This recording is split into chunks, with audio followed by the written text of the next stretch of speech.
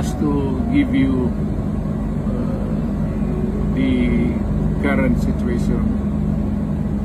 I am about to land sa Hague. Galing ako Dubai. Stopover for it's a long haul, it's a long flight. Okay ako. Do not worry. And I think this is something to do with the law and order noon.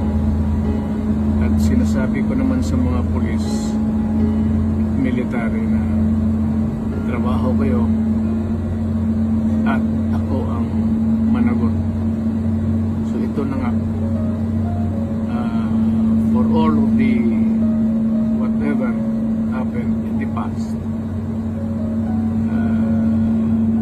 ako na yung nag-fraud sa ating law enforcement at military. Sinabi ko na I will protect you and I will, ako ang managot sa lahat. This will be a long legal proceedings, but I say to you,